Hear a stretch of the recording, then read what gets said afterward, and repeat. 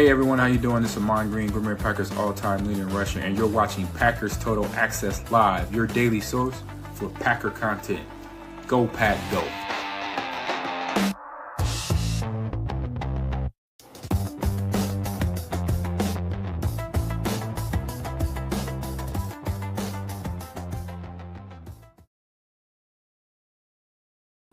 What's up, guys? Welcome to Packers Total Access. My name is Clayton. You can check us out over at patreon.com/Packer Fan Total Access. Follow me on X at Packers_access. Wherever you get your podcast, just search Packers Total Access. Joined alongside Jacob in Wisconsin, here to give you live coverage of the Packers Day 14 of training camp. They've got an open practice to the public today, so we're going to be giving you shots from in and around Ray Nitschke Field, all the updates flying in. Matt LaFleur already met with the media, so we'll give you some highlights from that presser, kind of walk through the social medias, if you will. It's going to be a lot of fun, so if y'all would settle in, do me a favor, hit that like button, hit subscribe, click the bell icon, and we're going to dive into a lot of cool stuff. It's going to be a long stream today. We're probably going to go about 2 hours, something like that. So we're just going to kind of settle in and have a nice little calm conversation with the chat. It's going to be a lot of fun. Jacob, how you doing, big dog? Man, I'm all right. I woke up sick as a dog. I just feel like warmed over dog poo, if you will. But you know what? It makes it better that we get to sit here and talk about some Packers. Are you rocking a Clay Matthews jersey? Is that what I'm seeing? Yeah, I mean, you could say it's a Jagger Burton jersey too. I mean, you guys believe that? No, it's a Clay Matthews jersey. So yeah. It's funny, man. I was sitting here and this AC is cooking today, dude. I mean, it's beating down on me. My teeth were chattering. I'm like, I need another layer here. You know what? Let's break out the Clay Matthews jersey. So here we are. But, hate that you're a little under the weather, man. But like you said, maybe it'll pep you up a little bit as we get into some Packers talk. Man, let's waste no time and jump right into what we've already missed here from the presser. Wes Hodkiewicz tweeted out, Matt LaFleur says he'll probably hold the challenge flag despite the NFL's recent changes. I'm not sure what those changes are specifically. I believe Matt was asked a question about it, but you could barely hear the question in the presser. But nonetheless, sounds like he's planning on working the challenge flag again this year. Wes Hodkiewicz also tweeted out, LaFleur says Damani Jackson, this is interesting information, had a core muscle surgery in the offseason. It kept him out of the spring. He's currently trying to work through some of it. Hopefully he'll be out there shortly. So we finally get an answer to the Damani Jackson mystery here, Jacob. Sounds like it was a core muscle surgery he had this offseason. I think that's great news, although core muscles, man, that can be tough sometimes. They can be tricky. You don't realize how much you use your core until you have a back go out on you, or obviously you have some kind of pull there on the front side as well. Knuckleheads, you know what I meant. They're pulling the nut on the front side. Lord have mercy. So, anyway, LaFleur on Jalen Simpson.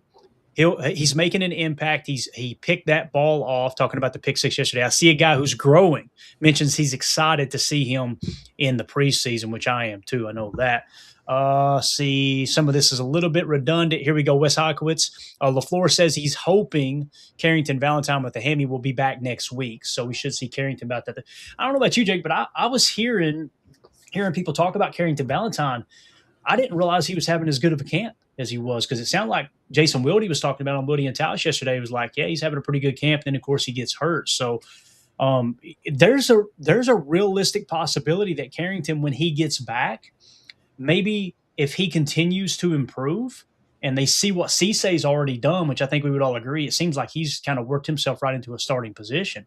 What if Carrington comes back and then now it becomes a three-man race between Carrington Valentine, Benjamin St-Juste, and Keyshawn Nixon for that other spot? Just even more of a chance of Keyshawn to sink a little bit further on the depth chart. What do you think about that, man, when we get Carrington back? Do you feel like he was taking a step forward, or do you still want to go, I don't want to slow any momentum down with Benjamin St-Juste potentially being a starter? Man, I go back to the fact that I just want the best people on the field. I'm a big fan of Carrington, been a big fan of him since we drafted him.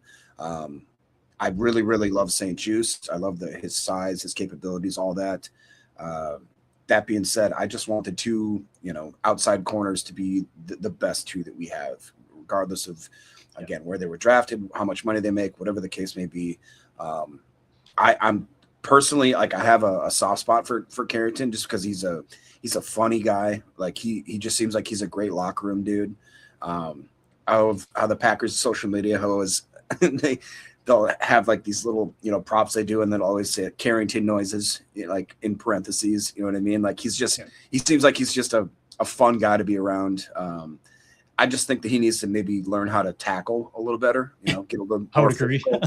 That's what Jason Ray here is just saying. It says until CV can tackle better, I'll hold my breath and not rooting for him.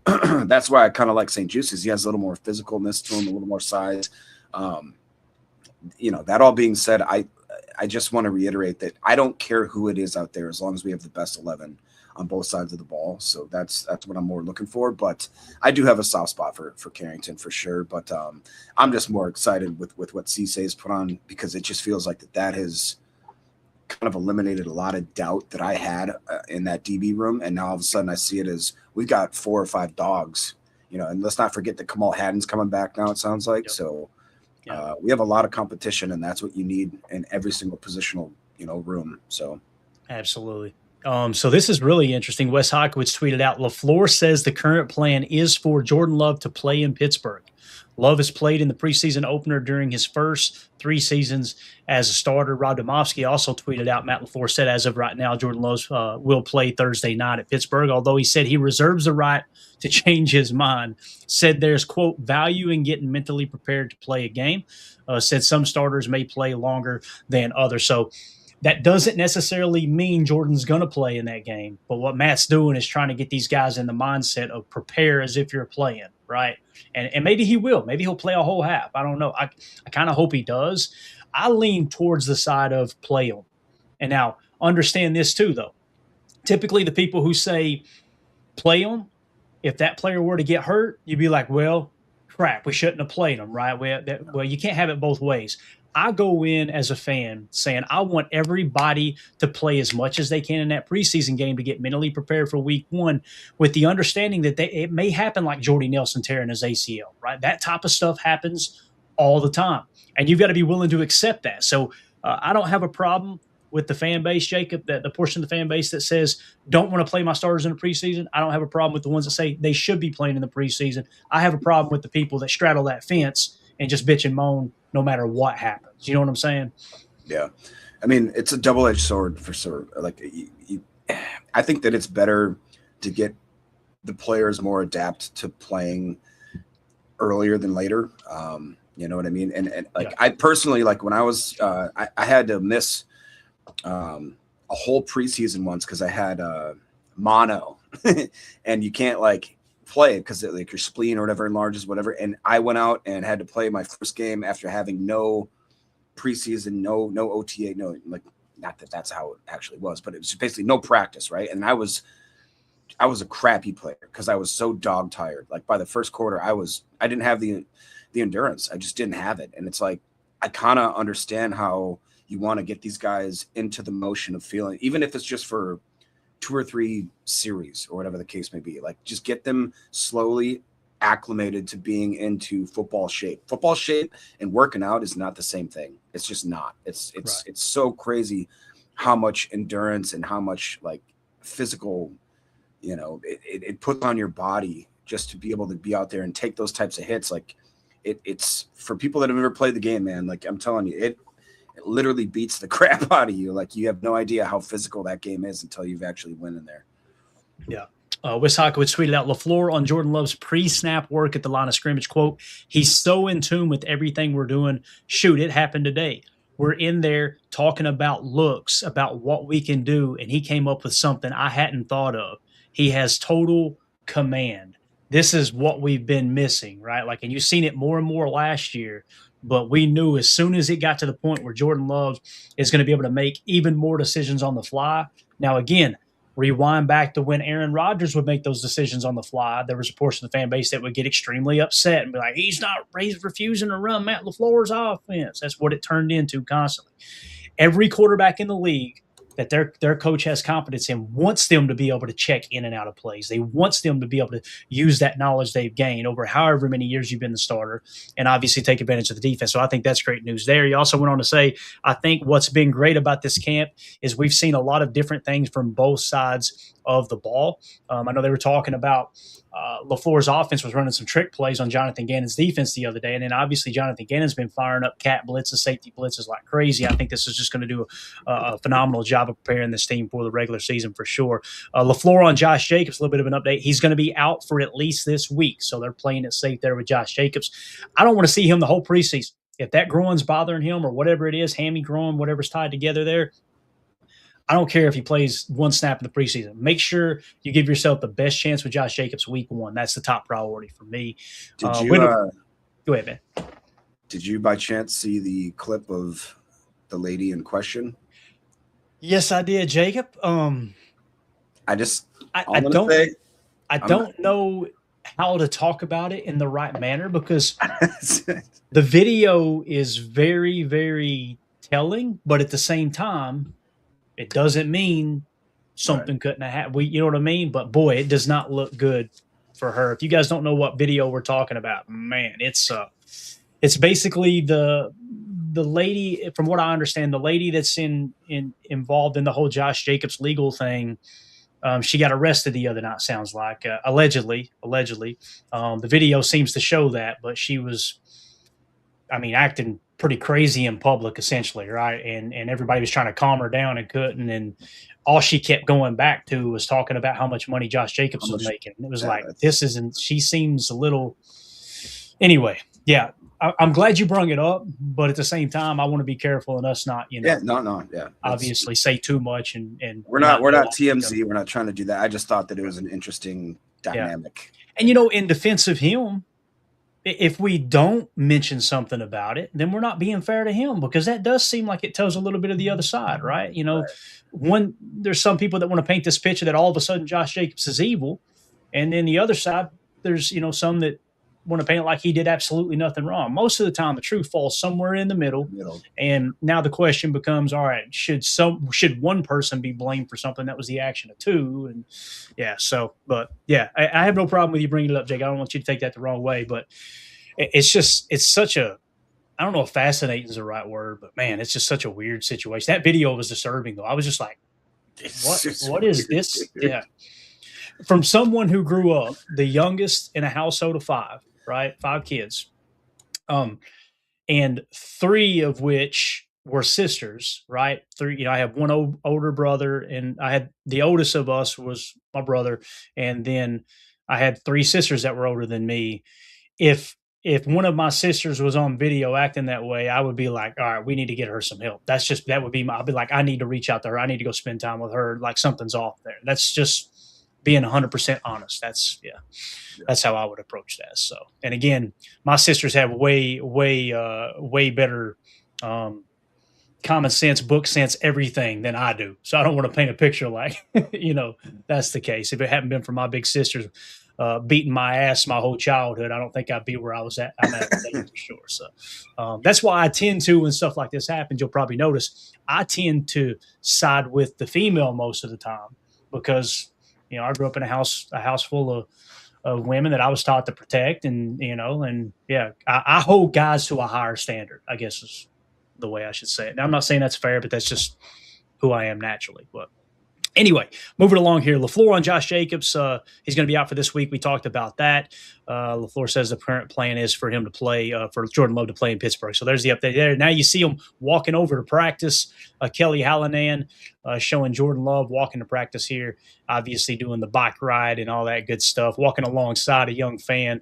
Love to see it. Just one of the best traditions in football. And I said it last night. I'm going to continue to say this too. What a missed opportunity for the NFL to not schedule the Pittsburgh Steelers that preseason game in Green Bay so Rodgers could ride the bike one more time and bring it full circle. Yeah. It just shows you how the NFL sometimes can't get out of their own way, Jacob. It's just like this whole playing surface. Are you seeing what's going on in New England right now, by the way? Yeah. So for those of you who don't know, they put the grass down for the World Cup in New England, right, at Patriots Field, and everything went phenomenal.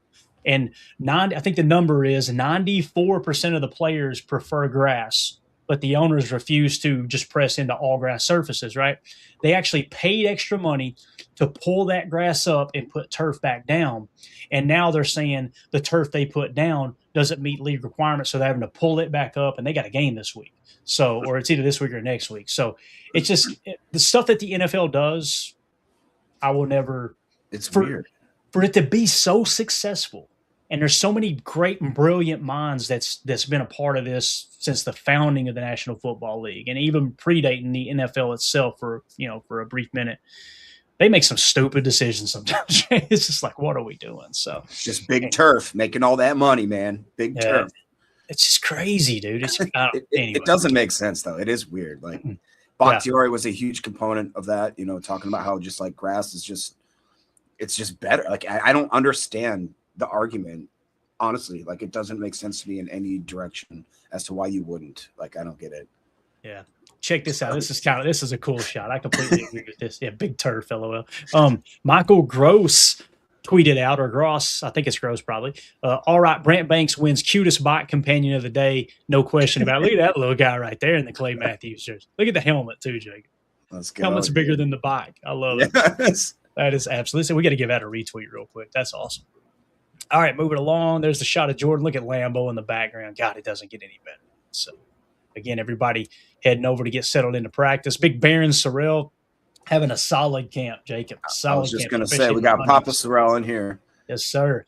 Papa Sorrell been talking about it this entire training camp, and boy, he was spot on. And look at, man, he is beefed up. His run defense looks even better than it was last year. He looks big, dude. He looks thicker than I thought he was, man. And he's I really do feel like that he's gonna a lot of people don't know his name yet. Guess what? By like week 4, just because of the fact that we may not have Micah for an extended period, I think that people are going to understand who LVN and Mr. Barryn Sorrell is. Like it's going to be. I'm excited to watch him get his come up, man. It's going to be fun. Yeah, dude, his arms. Oh my God, that's a run setting edge defender. I think. No, So, appreciate you swinging through, Pops. Thank you so much. Green Bay Packers tweeted this out, 107 years young. So to you, the best fans for 107 years, thank you. So the Packers turning 107 years old. Let's see if there's anything else. Some clarity, maybe. Says Cam Azir talking about Jordan Love potentially playing there in Pittsburgh. We'll hit refresh. You got anything in the chat you want to hit real quick, Jacob? We pretty much caught up there. And if you want to start marking stuff, we'll kind of do like we did last time as Packers practice gets ready to get cranked up here. Yeah, I mean it's like you're dumb too. Says possible injuries in the preseason with all those hungry rookies looking to make a name for themselves. That's kind of what I feel like is the way that people kind of explode into the league is when they get that tiny moment to shine, and that's what I just said about Micah Parsons not being there. That's going to let a lot of these younger guys have a lot more snaps, a ton more snaps than they usually would. I'm looking at guys like Barryn Sorrell, Colin Oliver, DDS. I think we know kind of what we have with LVN. It's just it's one of those things where it's a double-edged sword where it's obviously you'd rather have Micah out on the field, but at the same time you get these guys, these young, guys that are champing at the bit just to absolutely show what they can do. And I really am excited to see what they can do when they perform. And it's going to be a make or break it type of thing. Like if they don't come out and perform, we have the possibility of absolutely dropping way more games in the first 4 to 6 games than I would ever imagine if we did have a guy like Micah. So literally they're kind of putting the team on their shoulders and you're going to have to perform. Otherwise it could turn bad. Jason Bachman says confidence with Tyrod's progress makes me feel better about playing Love the first 2 games of the preseason. I am really pleasantly surprised. He besides Cisse are probably the 2 most, like Tyrod Taylor. I didn't realize how he seems clutch, man. And he seems like he's a consummate pro. That he, like, watching even his throwing motion when he was, during the family night, that gave me a lot more confidence in the fact that, God forbid anything happens to Love, that he can come in and not just be a game manager. It seems like that he's got a little bit more skill set to him than a lot of these backup quarterbacks. And obviously he's been around the league. He's 37. Makes me feel bad because I'm a year older than him and I can't even sling a rock 10 yards. You know what I mean? But this dude's just effortlessly just kind of throwing darts. I don't know. Any thoughts on how you think Tyrod has kind of brought a sense of? I love it, man. This is, I think I've been in the minority with this opinion for a while, but I heard once that the number one quality of a backup quarterback is to be the personal assistant to the starter. And if you don't have a player that's willing to commit to that and that be their primary role, not that they won't be prepared to come in and win a game, but that's what you get in Tyrod Taylor. Like when I look at what he brings to this team, we haven't had that. I mean, you'd have to go. I believe you'd have to go all the way back to Brett Favre since we've had that, when Doug Peterson was his backup, like an aging vet. It's like, all right, that's the backup quarterback. Because think about it, when we drafted Aaron Rodgers and you bring Aaron Rodgers in, he's a young quarterback behind Brett. He takes over for Brett, and we immediately draft Brian Brom in the second round, a young one, right? And then after that, you ended up drafting, I think Matt Flynn was there as well, right? Another young quarterback behind him in Matt Flynn. And then you moved on to God, I can see his face, but I can't think of his name right now. Hundley, remember Brett Hundley? I think it was, right? Brett, yeah. You end up drafting him, and he was the backup for a little bit. You traded for Deshaun Kaiser, and he was the backup for a little bit. It was always a young quarterback. So this is the first time since Brett Favre was here, and Brett Favre was the starter, that we've had a veteran quarterback that's going to be able to actually share knowledge with Jordan, with the starting QB, like, hey, man, you might want to look for this on the backside. There's just little things that, like you can go back to the Tom Brady footage from NFL films, right? And he would literally go to his backup quarterback, like, hey, man, will you keep an eye on, I think it was the Baltimore Ravens game. He'd say, keep an eye on Ed Reed for me. Let me know what he's doing. What's he doing pre-snap and all that. And just kind of getting a set of eyes on one particular player. And being just that. Or maybe it's just, hey, focus on the boundary side of the formation for me. What's the safety doing split-wise? Can we sneak a lookie in on that side? That type of thing, right? I think it matters. What were you going to say, man? No, even like with Love, we thought that Clifford, that's basically why they drafted him, because he was like a fifth year, guy that correct, yeah, in Penn State that's kind of what they said is the reason that they brought him in is because he just is more of like a savant at the quarterback position because he's just been there so long, kind of thing. And I'm not arguing that probably helped, but like you said, he was a young guy. Like he literally was a rookie. It's very, very exciting to see that we do have that sort of tutelage in that quarterback room for the first time. And to your point, in a long, long time. It's just cool. And Jordan Love isn't the type of person, in my opinion, that's going to look that down. You know what I mean? Like be like, oh, I don't need any coaching. I don't need any help. He's not that type of person. No, to me, he's going to absorb that like a sponge. And I think that's really, really exciting to see that if he could even take his game to another level, which, I'd argue he's done that by himself, just, with the situation that we've already given him. And if you do have somebody that's kind of that mentor type, I'm all here for it. I'm excited about it. Yeah, I completely agree, man. Shout out to Double C for the 440 joules. Uncle Alert, appreciate you so much swinging through. And then Joseph in here reminds everybody, if y'all would, hit that like button if you don't care. We've got over 100 people watching, only 19 likes. Do me a big favor, just smash that like button, grab you a cold drink. Let's settle in, as practice is going to be getting cranked up here real soon. So what is it you're looking for today, Jacob? Is there any specific position, any specific position group, player that you're going to be kind of keeping an eye on for today's practice? Anybody come to mind, or you want me to go first? Honestly, I want to see something out of the tight end room.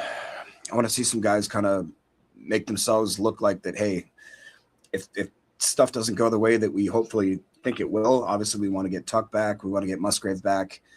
Wiley has all of a sudden come up with some injuries. It seems like I need somebody else to kind of put their hand up and say like, hey, I'm here. I can do it, type of thing. That would be that's right now. That's kind of my biggest worry right now. Jason seems to agree with me here, saying tight end room. Yes. Like that's just to me is a glaring need, especially in a league where it feels like that some of the offensive schemes are starting to scheme more towards the 12 and 13 personnel. Like we got to have more than one.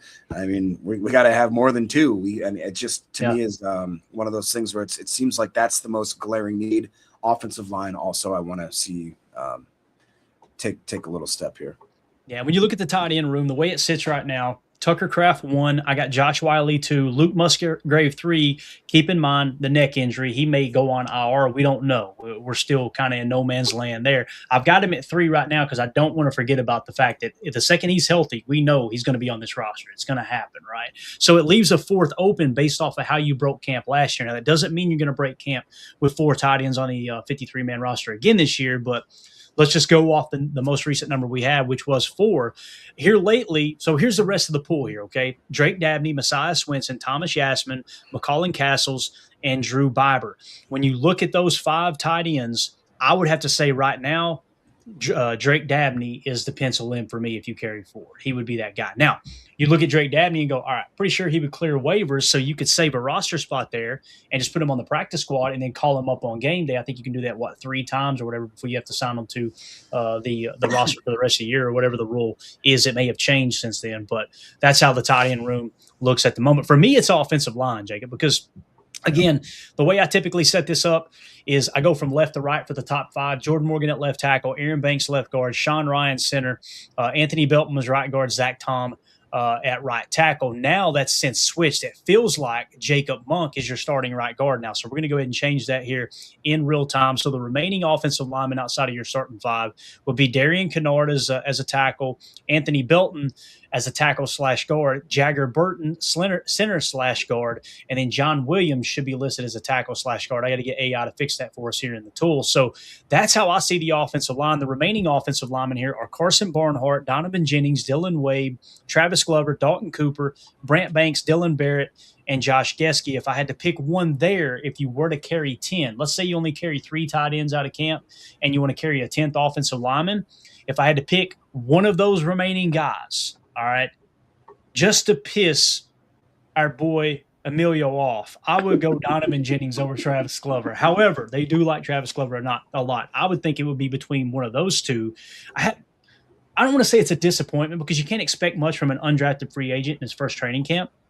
But I was hoping to hear Dylan Wade kind of breaking out in camp. Like, hey, this guy looks like he belongs, because he was a fascinating prospect coming out of college. And obviously he went undrafted for a reason, but that's another name I would try to keep an eye on there. Brant Banks, however, has gotten work at left tackle, but John Williams, I feel like, is ahead of him now as the backup left tackle. So it's just interesting because a former 7th-round pick in John Williams, who was essentially a redshirt year last year, Jacob, seems like he is going to make he's got a good chance of making the 53-man roster. So anything you want to add to the offensive line talk there, man? No, I would agree with you that if I had to pick another guy to throw on there, it'd probably be Donovan Jennings.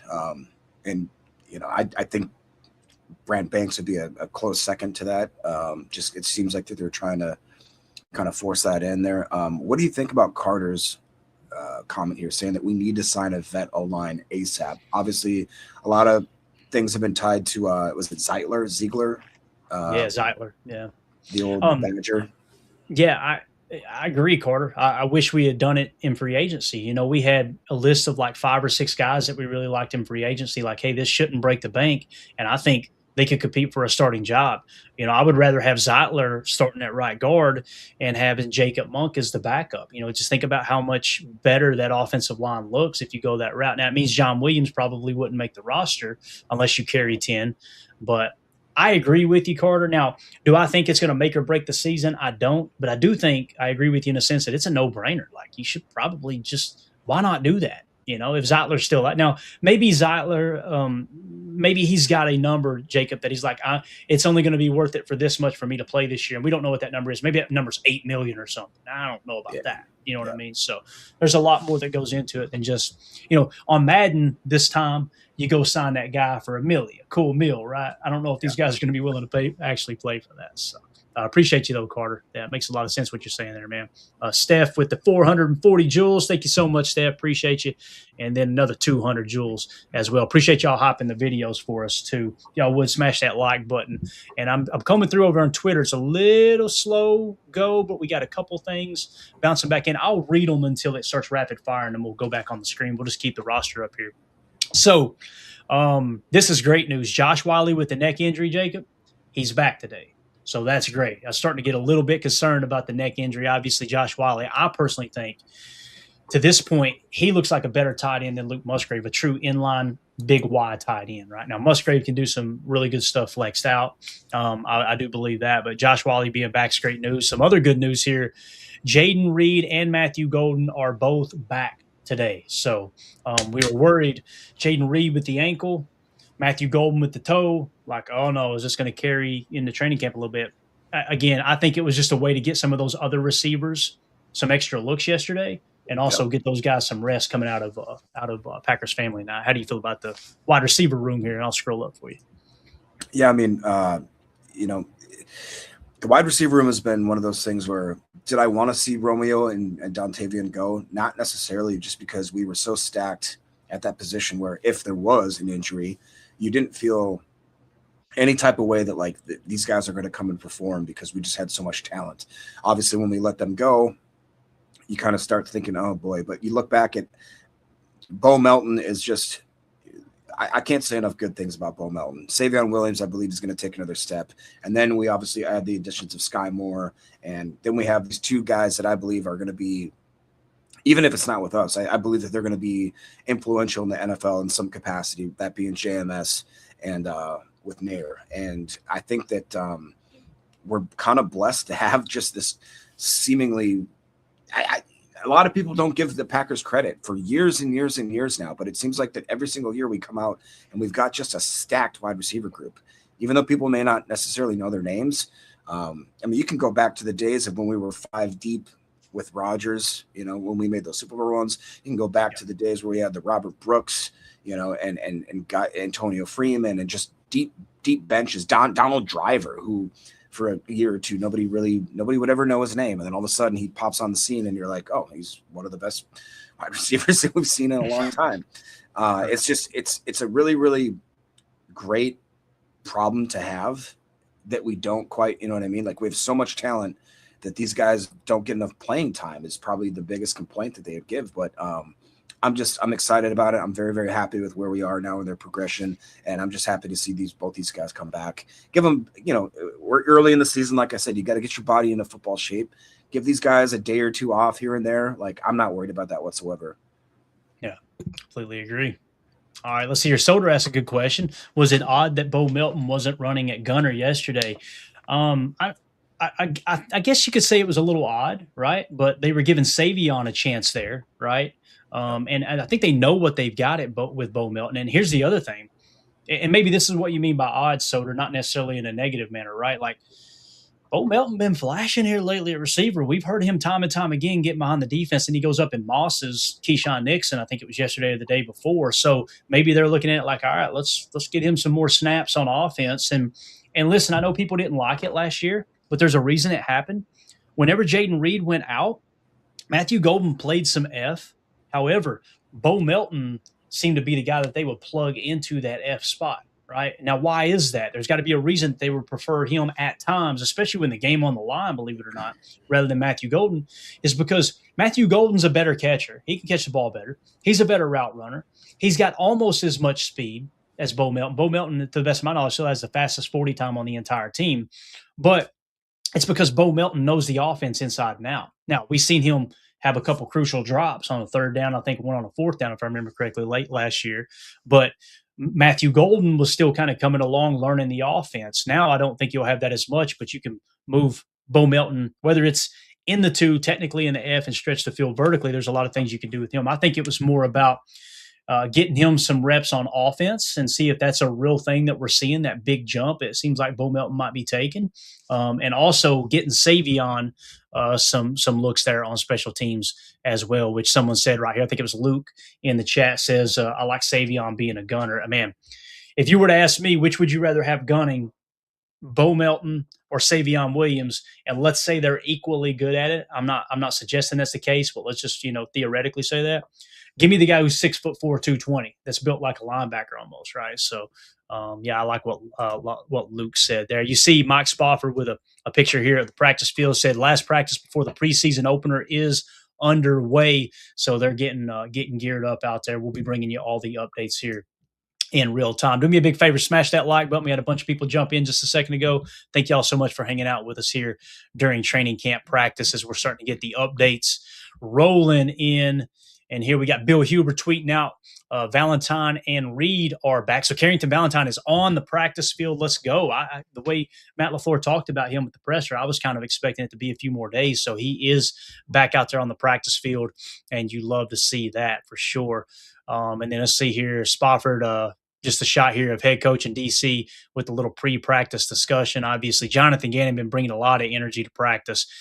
I just think it's absolutely awesome. You've got two head coaches on the same staff. I mean, that's essentially what you've got. You've got a guy who now has head coaching experience with Jonathan Gannon, and people forget the last time he was the defensive coordinator, he was the most sought-after coaching prospect in the entire National Football League because of what he did as a DC in 2022 with the Philadelphia Eagles.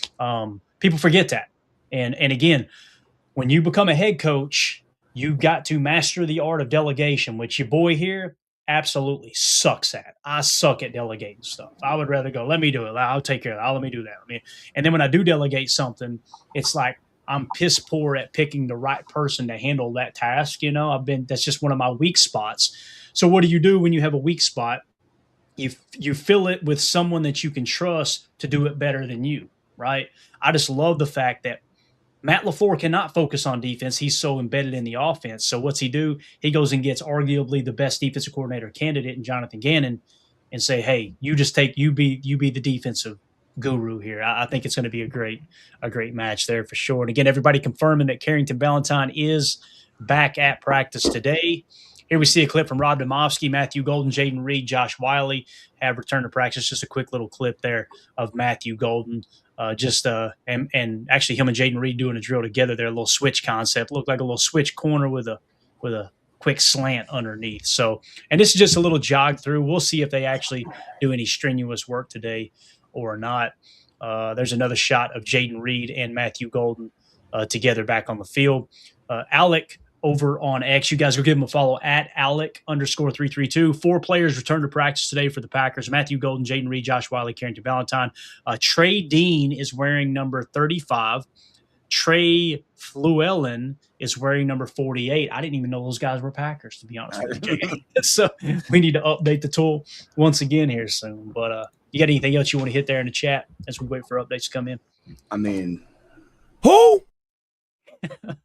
No disrespect. They can play circles around us on the football field, right? I'm sure.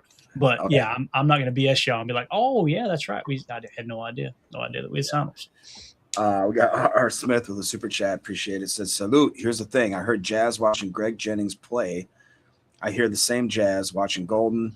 Catches cleaner than a fresh edge up. All right. I like that. Yeah. So when people were trying to comp Matthew Golden, they were like, who does he remind you of, right? And the conversation kind of took off. To me, hands down, it was Jennings. It's like around the same size, both had strong hands, both were really good route runners. The only difference between Matthew Golden and Greg Jennings, now Greg Jennings developed this on down the road. Obviously, Pete Greg Jennings had a much higher FBI than a rookie Matthew Golden, goes without saying. But also Matthew Golden, I feel comfortable saying, has quite a bit more speed than Greg Jennings did. So the thing about Jennings is he was good at manipulating when to speed up, when to slow down to create extra separation late in the route. He was really, really excellent at that, which is a trait that not enough people talk about. We talk about people who can go up in moss. We talk about people who could take the top off the defense. Being able to pace and track the ball, that family knot throw from Jordan Love to Matthew Golden, Jacob, the way that he slowed down, tracked it, you notice he eased inside on Nixon and then bent outside at the last second to create separation. That looked a lot like vintage Greg Jennings there. Yep, I agree. I love what Soder says. Jennings was football fast. Yes. It feels like that he's some of those guys, like their play on the field doesn't necessarily match with what their RAS or what the clocked 40 time is. They get that adrenaline going, and it just seems like it's a difference maker. I would agree that that's how Jennings played too. I mean, you go back and watch clips of him in that Super Bowl. I mean, just in that whole season, he was, like you said, he seemed to be able to stop and start on a dime, and he would kind of dictate very, very well how the DBs, like how he gave Aaron just such great opportunities to not necessarily pass him open, because like I said, like his route running was, in my opinion, very, very superior to a lot of guys that were in the NFL at that time. And he just kind of understood the ins and outs of the game, where it just made it, Yes. I don't want to say it was like easy, but he made it easier for Aaron to kind of just throw those dots at him, because it was just, it was fun to watch, dude. I just wish, if you go back and study that Super Bowl year and watch all the NFL films footage you can find on it, one of my favorite things about the Super Bowl, it never gets talked about. And listen, I understand there's a portion of the fan base that doesn't like Greg Jennings because how he turned on Rodgers, and it seemed like every chance he got, he was trying to put himself in the spotlight. It was like he was using Aaron Rodgers to try to force his way into sports media. I get it. I try to focus on what do they do on the football field. I don't care about your political background. I don't care about your personal beliefs. Everybody has God-given rights to believe whatever you want to believe. I care about what you did for the football team and try to stick to that. But with that being said, in that Super Bowl, you'll remember he attacked the seam, right, and caught that touchdown pass that barely tipped off of the defender's fingers. Aaron Rodgers, I mean, he threw an absolute bullet. That started the Aaron Rodgers-Ryan Clark rivalry, by the way, because he looked at, after Jennings scored on that play down the seam, which they were attacking the seam like they had all year long, nose down, of course. He looked at Ryan Clark and went, hey, I think he said, was it 2-5? I think it was, he went 2-5. And that pissed Ryan Clark off. From that day forward, anything negative he could say about Aaron Rodgers, he said about Aaron Rodgers. He said, 2-5, you know my name. Like, you know, I don't know, bro. You act like you're a Hall of Famer, and you're not. I'm sorry. Ryan Clark's not a Hall of Famer. Now he's unemployed. Yeah. Recently, he's talking about how all the great players, when they were young, they had great players that taught them everything they knew, right? And he would say, this player had that player had this player. And then he said, Troy Polamalu had me. And I went, What? You're trying to say, I cannot stand when people try to take credit for other people's hard work and success. And that's exactly what that was. It was like, you know, I'm the reason that Troy Polamalu was good. Get away from me with that crap. So anyway, Greg Jennings attacks the seam on that play. And then later, if you watch the NFL Films version of the Super Bowl, later in the game, he went to the sideline to Rodgers and McCarthy and said, listen, and he didn't say, throw me the ball. It wasn't selfish like that. He said, when we get down in the red zone, I'm pretty sure he said the red zone. He said, when we go to that 2 look, if you put anybody in that 2 and run them on a quarter route, he said, anybody, put them on a corner route out of the 2. He said, every time Troy is biting down on the seam. Yeah. And what did he do? A little inside shake move, corner route, butt naked through the trailer park. That was all Jennings essentially making a suggestion. That's that football IQ we talk about, right? So here you see Wes Hawkowitz tweeting out Carrington Valentine. Look at the footwork, Jacob. Watch Carrington here. Bro, Carrington is a good cover corner. I feel comfortable saying he's a good cover corner. He is a horrible run defender, right? There's no two ways about it. And again, I would rather a cornerback be better in coverage and worse at run defense than be better at run defense and bad in coverage, right? That's not what you're asking him to essentially do. But if he can just button up the run defense, I feel like he's played pretty good in coverage. I don't know if you agree with that or not, man. Yeah. Yeah, Jason Bachman's saying that, you know, CV's got really good footwork. Steph makes a great point. Footwork isn't CV's problem. It's tackling. That's exactly what you just said there. I'm like I said, I've been a CV fan since the get-go. He just needs to, put a little more physicalness to his game, and I believe that he could be a really, really good standalone corner in this league. It's just, I don't want to say he's a problem or a hindrance or whatever the case may be when he's out there, but it's like if they do any sort of outside run where he's at the position of having to make that initial tackle, make a play in the backfield, I don't have a lot of confidence in him at this point in his career. But you know, guys can change. You know, you can get that kind of dog mentality going through you, and obviously the competition at that cornerback room is going to probably motivate him to do more maybe than he's done in the past. And I still have, like you said, if being a cornerback was just covering, I'd be fine with him lining up there. It's just, you got to be a little more well-rounded nowadays in the NFL for sure. That's the only problem I probably have with it, you know? Yeah. Mike Spofford tweets out, there may not be anyone more fired up for Thursday's game than running back Marshawn Lloyd, nor anyone the fan base is more fired up to see in live action. I know that goes for me. And I don't want to see a whole lot of snaps, Jacob. I want to see 3 or 4 series from Marshawn Lloyd, right? And it's okay get him out there, get a little bit of work in. Maybe, I don't know, man. Maybe you get him 8 to 10 carries, something like that, right? And then get him out. That's my personal opinion. Maybe some people say, hey, I want to see him the whole preseason game. Now, here's the reality. Josh Jacobs is not going to be playing. So it's going to be a little bit heavier dose of Marshawn Lloyd, or it's going to be a heavier dose of Chris Brooks. Well, Chris Brooks isn't back yet. Or Chris Brooks back? Did he return? I'm trying to remember now. Did we see him in practice? I don't think he did. Let us know in the chat. Yeah, I want to say we seen him on the – no, yeah, we seen him on the practice field. Now, I don't know if he was doing 11 on 11, but he definitely returned to practice. That is true. Okay.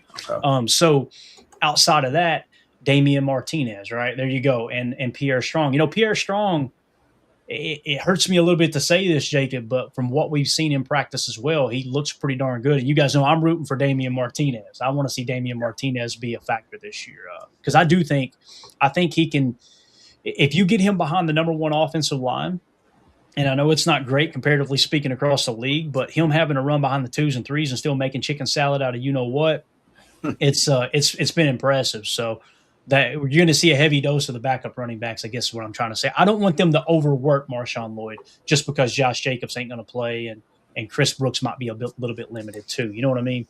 Yep. No, I completely agree with that. It's the same thing. Is get these guys into football shape gradually.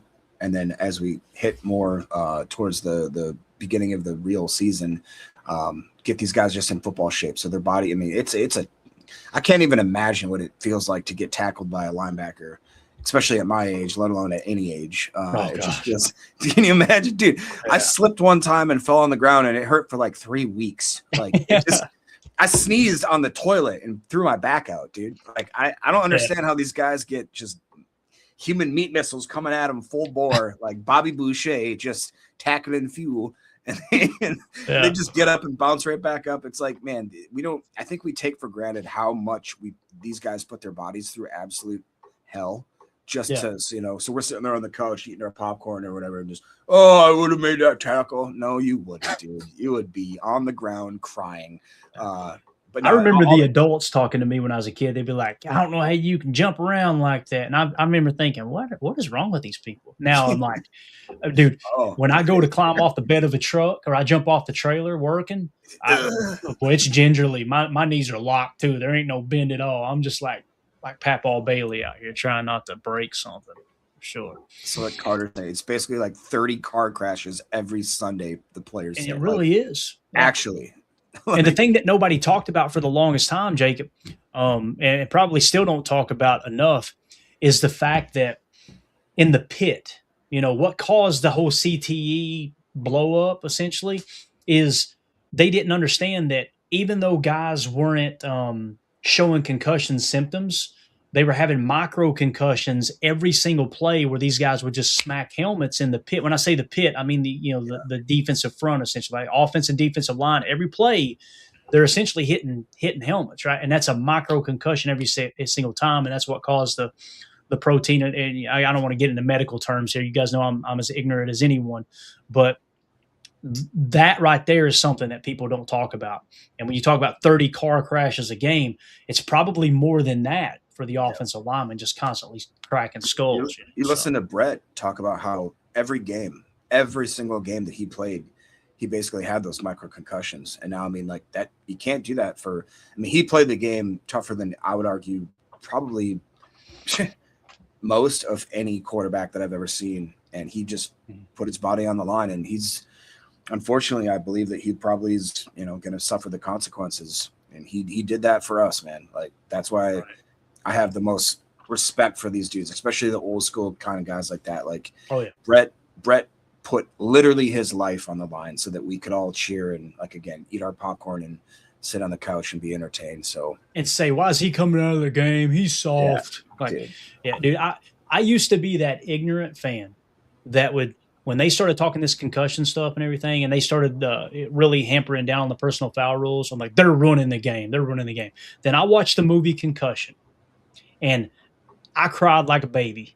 And then on top of that, I took a step back and was like, okay, how much is this true? How much of it is it Hollywood? You know how that goes. And then I started reading into the Mike Webster story.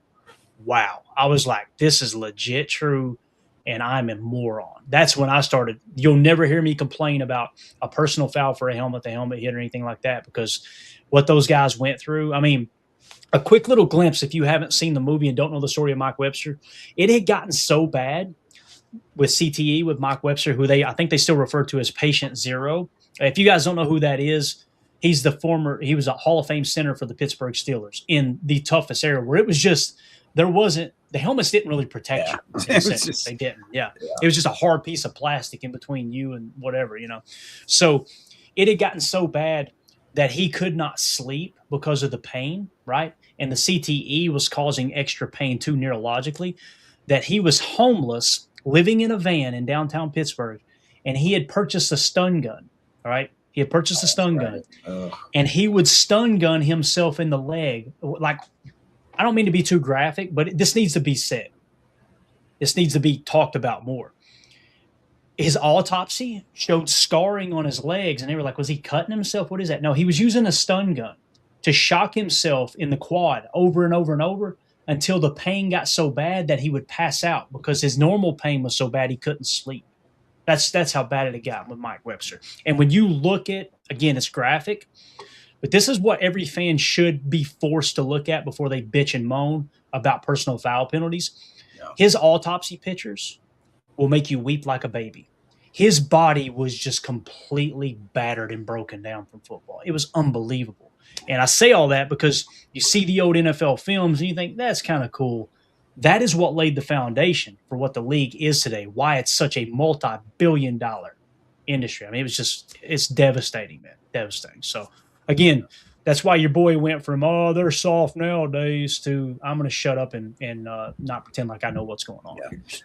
That's like what Carter Hawkins is bringing up. Junior Seau, a guy that from all accounts was a totally great human being, and then he got those hits over and over and over and over, and ended up, your brain just, it doesn't work the right way after you literally get in car crashes over and over and over, figuratively, and it's crazy. You look at a lot of guys that change their whole personality, and there's no other explanation other than the fact that CTE is a real thing. It's very, Antonio Brown was a great kid coming out of college, and then all of a sudden, he gets that, oh God, I can't remember who it was. I think it was it Ray Lewis that cracked him coming over the middle? One of the most brutal hits. I'm talking Antonio Brown. Like, he got absolutely. No, it was actually Perfect for the Bengals. Perfect, that's right. Yeah. Yes. Fontes. And dude, that's when AB changed. He won't admit it. That's what I'm saying, dude. Like, from that day forward, go watch his early interviews in his career. He was a perfectly sane human being after that hit. Yeah, I'm completely on board with that, man. And you can call me a conspiracy theorist or whatever, but yeah, something changed there. I want to give a shout out. You may have already done it. R.R. Smith with a super chat. Have another beer on me and dig this. Cooper and Franklin have a chance to be something for real. I'm telling you, I completely agree, R.R. Smith. Hearing Baldinger over there on NFL Network talk about the arrival, the addition of Zaire Franklin. He actually said this having a conversation with Micah Parsons. I'm telling you, man, Zaire Franklin, and people will look at the PFF grade and go, oh, he's horrible, right? PFF, we use it all the time, but it doesn't tell the whole story. When you turn on the tape, Zaire Franklin is a better linebacker than Quay Walker. He was. Now, he's a little bit older than Quay, obviously. Quay's still got a chance to be ascending out there with the Raiders. So I'm trying to curb the enthusiasm a little bit here when it comes to Zaire Franklin. But I do think your linebacker core got better. Micah Parsons agreed with it too, which was kind of telling, Jacob. He was like, I think Zaire coming over is going to really help Coop out, right? Now, that's more about Zaire than it is Quay, but I felt like it was a little bit like, I think it tells you what Micah thought of Quay a little bit, like, hey, yeah, he's a phenomenal athlete, but you never heard Micah bragging on Quay Walker. Quay Walker, I'm just going to be honest with you, kind of felt like he was in his own stuff, like, you know what I mean? And then the comment he made on the way out saying, this has been a problem here long before I got here. So, okay, now we're getting kind of a full picture. And I think it goes hand in hand with, yes, there were receivers that were upset with their role, as Matt LaFleur kind of confirmed at the owner meetings earlier this year. I think he was also talking about some guys on defense. And the first person that comes to mind for me, actually two of them, Keyshawn Nixon and Quay Walker. So Quay Walker's no longer here. Keyshawn obviously isn't getting a contract extension. He's in the last year of his contract. Probably won't be here next year. Maybe he will, but I would be surprised if he's not. So, yeah, this video here from Marcus Everso. I want to give a shout out to Marcus Everso. Pretty cool. 56 plus 44 equals 100. I like that, man. How crafty that is. It shows, obviously, Edgerrin Cooper and Zaire Franklin here on the field together. I think they're going to be a great duo, man. I do, too. I really like, too, what Soder's saying here. He says, X has said that Franklin's going to help him out. Like, it's when you got a guy that has that green dot that just is a field general, which I believe is the type of player that Zaire is that it's going to help everybody else just play smooth and play fast. Like that's one of the things that I loved about Hafley is when he would always tell, like, we don't want him thinking, you just want him kind of reacting. Right. And I feel like that Quay just unfortunately just was too much, like you said, in his head. He just was very, I don't know, slow on the reaction side of it, even though he possessed all the skills, all the physical attributes that you would ever want out of a middle linebacker. It just, he couldn't quite put it together with the FBI. And I think that Zaire, regardless of what you want to look at his PFF grades or this kind of stuff, he's shown that he is an absolute dog when it comes to that sort of kind of downhill mentality. I believe that he's going to make this team 100% better. He's going to make the safety room better. He's going to make every other positional group better because of the fact that he is going to take care of his job. That frees up the rest of the defense to do what their jobs are. And I really do believe that. Absolutely. If you guys would do me a big favor, smash that like button. We got 150 watching in here, only 56 likes. It helps the channel more than you know. We got a little bit of breaking news.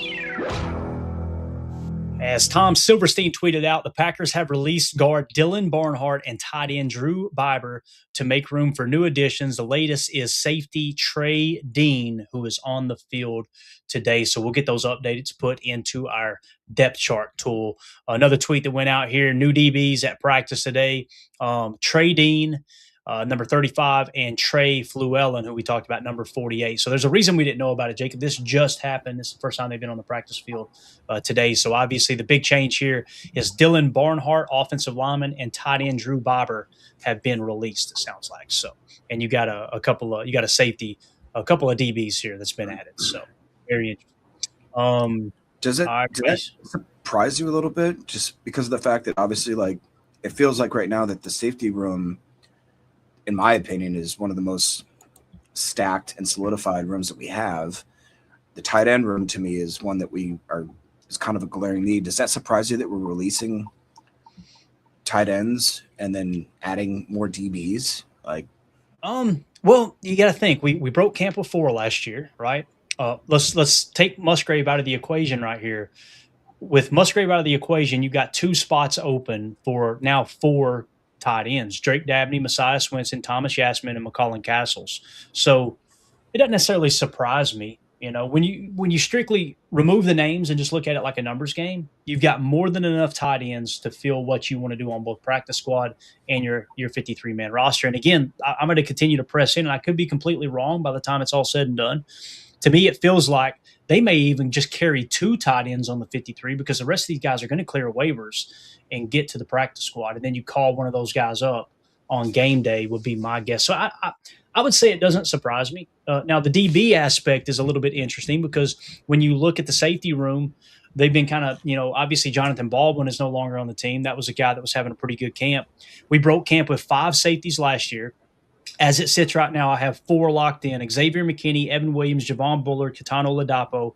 If you were to fill the 5th spot, it's between Mark Perry, Mervyn Kenyon, Trey Dean, and Jalen Simpson here, right? I would give it to Jalen Simpson early, so you've only got 3 bodies left over there to potentially make the practice squad at the safety position. I don't know if that answered your question or not, but that's kind of – yeah. No, that makes sense. Yeah, I could kind of see that shaking out that way at the tight end position.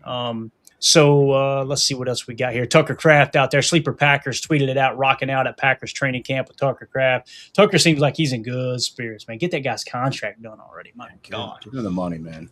Yeah. Get him the money. Let's get that over with. Yeah. And again, I'm not sitting here trying to cause uproar or anything. I'm not trying to be overly negative, but how the Devontae Adams stuff went, man. And then it was now I do feel comfortable saying Tay Adams was way more established than Tucker. And Tay Adams, it would have been his third contract. This is going to be Tucker's second. So it is a little bit different situation. But I just want him to be a Packer for the next 4 to 5 years. That's all. What I say is pay that man his money. Amen. Amen to that. Let's see here. Marcus Eversole says, seemingly on their way to grab a mid-practice curd burger, showing Zaire Franklin and Edgerrin Cooper walking to the other end of the field there. And he did tag Green Bay Distillery, which, by the way, I didn't know they had a Twitter account. Let's go ahead and give them a follow. Thank you, Cheese curds make my stomach hurt all the time, but I do eat them, though. That's right. All right, so Valentine has now joined the rehab group. So it's one of those going through warm-ups. He's going to be working with the rehab group. That's common practice, right? Jacob coming back from an injury, just kind of working your way, ramping back up. Here we see Jaden Reed out there running a little – that's that corner route we seen earlier. So that's Wes Hawkins just giving a full update. So here we go. We got a full update on the injuries now. Welcome to day 11 of Packers training camps. Practice 11, day 14. Return to practice. Wide receiver Matthew Golden with the toe. Wide receiver Jaden Reed with the foot.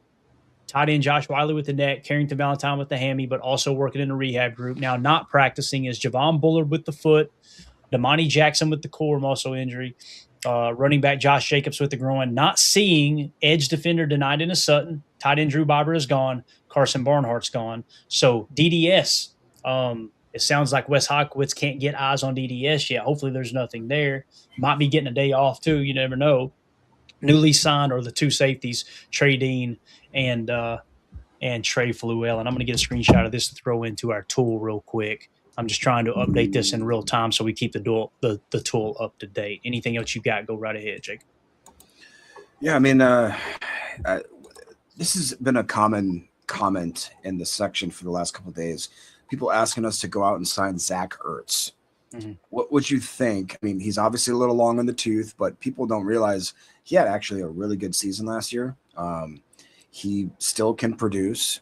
I wouldn't be mad at it. It'd just be, again, one of those things of how much does this guy want to get paid?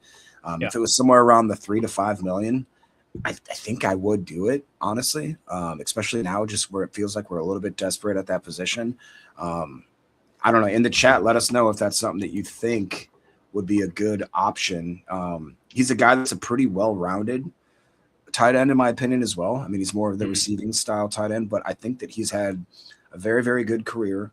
And I think that it would be a really, really good upgrade versus, I don't want to throw no shade on like Drake Dabney or Castle or anybody like that, but I just feel like that he would understand what it means to be an NFL tight end. Fishy things asking, can Ertz block? He can. It's just, he's more, like I said, more of a receiving tight end, in my opinion. But that being said, I just feel like that having some more – we've talked about it many, many times how we need some vets in this room. We've just been so young for so long. I think that he would be like Carter says, hey, if we get Ertz and Zeitler, booked your Super Bowl hotel rooms and flights. All right. I love that confidence, man. That's cool. I mean, I really do honestly think that we do need some kind of wily vets that would come in and just kind of show these young guys exactly what to do. But I wouldn't mind that signing whatsoever. But I wouldn't either. Because tight end is such an important position in terms of understanding what you're being asked to do. And he is, like you said, long in the tooth. You think of it as a negative thing, but it's also a positive thing. A guy who's got experience and will understand how to play the tight end position. I'm with you. He's more of a receiving tight end than a blocking tight end. However, I think that he is closer to Tucker Kraft in terms of blocking than Luke Musgrave is, hands down. So even if Musgrave is healthy and you bring in a Zach Ertz, I think, would immediately go ahead of Luke Musgrave on the inline, right, on the inline depth chart. However, you may still like Luke Musgrave as a flexed out tight end a little bit more. So I would be totally on board with that signing as long as it's a veteran minimum and nothing, overly expensive that's gonna kind of take away some of that rollover cap going into 2027, if that makes sense. But let's see here. Rob Domofsky, it's Nixon and Cisse as the corners to start practice today. Now, again, keep in mind, Carrington Valentine's with the rehab group, so we don't truly know if Cisse would start over Carrington at this point. It feels like he would, but I love the fact that he is getting an opportunity there. And, again, Nixon is hanging on, right? He's hanging on for dear life. Well, there are some people that are reporting that Benjamin St. Juste is getting the number one reps, as if he surpassed Nixon. That's not the case. They're rotating them typically in the second series with the ones, right? So from what I understand. So again, Nixon did open up there, and Wiley is back in team drills as well. So that's good. Marcus Eversole notable in teams, fumbled exchange between Love and Lloyd. All right. Lloyd slips on a cutback, but is okay in all caps. A short completion, Love to Wiley, who is back in all caps. Love to Watson out left against soft coverage for 10 plus, and then bubble screen to Golden gets upfield in a hurry. So Watson and Golden continuing to impress at camp. Obviously, Mike Spofford said first team. I'm assuming first team defense starts same as yesterday. Nixon and Cisse and Oladapo in the nickel. It sounds like Oladapo is the backup nickel defender. I love hearing that, Jacob. That's awesome. Because again, when you talk penny looks, I've been studying this the last few days. Again, when you go and watch the tape from Arizona last year, what would be referred to as penny is typically a 5-man front with one of the stack backers rushing off the edge. So you're showing a nickel personnel, but you're bringing a 5-man front. But also with the penny look is 3 safety looks, okay? Now, what does that mean? In most cases, what I'm seeing on tape from Arizona last year and the year before is what they'll do is put the third safety, they'll show a 3-deep look, but that third middle safety will play a little shallower than the other 2 safeties. So you could say, okay, it's a 3 safety look, but is it really because he's more shallow than the other 2? So you're still showing 2 on the shelf, but that 3 is a little bit deeper down the seam. And what they're doing too is they're playing a lot of Tampa 2 match out of that. So again, if no one attacks the seam, then that middle safety, if his call that particular play is to play middle seam match, if no one attacks the seam, he buzzes down. And it gets him coming downhill anyway with no threat for the seam to help the run fit. That's what I'm noticing with the penny look. So again, if you go back and you say, okay, Oladapo is playing the nickel, I think what you're probably going to see there is he's playing kind of, even though he's not in the middle, he's probably playing a little bit deeper. We're used to the nickel snugging up, playing press, even in zone coverage on the 2. It sounds like in Jonathan Gannon's defense, they're letting them play more top down, but not as much depth as the safeties. Does that make sense, Jacob? So it's like the nickel, you're still showing a nickel set, but in this case with Oladapo, he is a true safety as opposed to we've seen Bullard play the slot regardless. Here's what I'm trying to say in a roundabout way. People are making it sound like it's more exotic than it actually is. And I know that's not a sexy take because you want things to be kind of, oh, wow, this is different. But it's more about a depth thing than it is crazy adjustment to the personnel. I don't know if that makes sense or not. But well, and I think that a lot of people too, this last year when they were in Arizona talking about that 3 safety set, that was dictated a lot by injury as well, from what I understand. You know what I mean? So it's like, I feel like Gannon, I'm not saying this is a slight or anything. I think it's a credit to him is that he makes chicken salad out of chicken poop. Like if he has the cards that are dealt to him and he understands how the players that he has under his capacity, how to deploy them in the right way. You know what I mean? Like he gets he understands how to make the most out of these players that he has.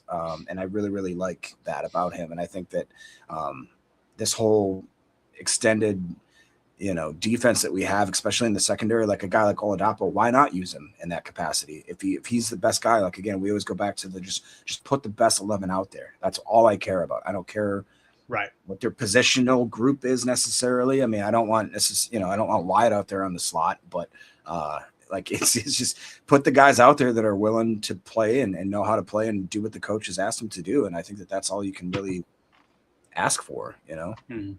We got a little bit of breaking news here. I've got the McAfee show off to the side. And talking about the rule changes, this might have a little bit of answer on the challenge flag and whatnot. So it looks like he was talking to Ian Rappaport a few minutes ago, and there's a tweet by Mark Mast that went out. The NFL has tweaked its instant replay rules and will allow either a team's head coach or a person designated by the head coach to throw the red challenge flag during a game, as Seifert of ESPN first reported. So I think they're allowing someone else to be the challenge flag guy. I know Packer fans are going to say, get it out of Matt LaFleur's hands. Matt LaFleur at the presser he's still going to hold the challenge flag. So, and here's the thing. People will blow that out of proportion.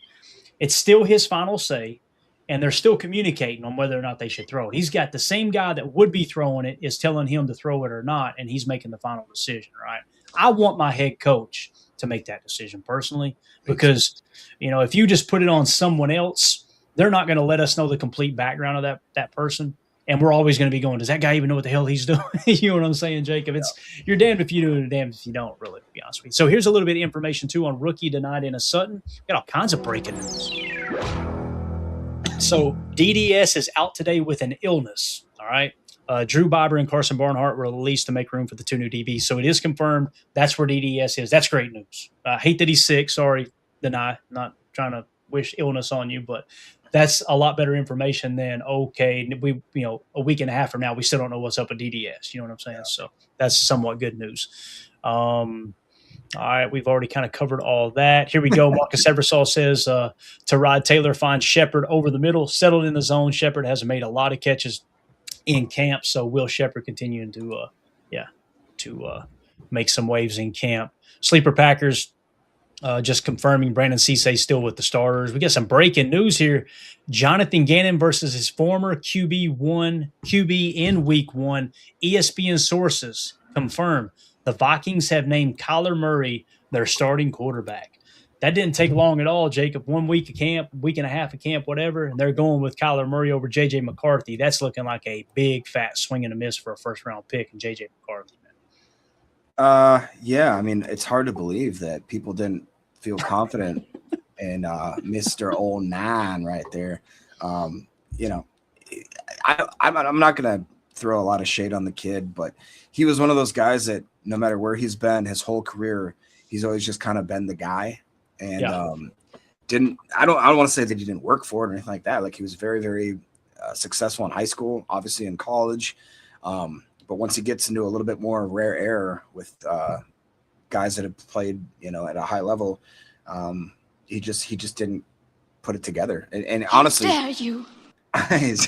Honestly, I kind of blame the Vikings front organization. Like, I feel like that it's past the time where you just throw guys into the starting role. Like, give them even just a half a season to sit and learn and kind of get that tutelage and understand the speed of the game. You just throw them in there and you kind of ruin their careers if they don't just kind of hit the water, just absolute, running. It's like you've already put a hindrance on them. You've already gotten into their head. You've already kind of screwed up that progression that naturally, hopefully, would have happened if they had a little bit of.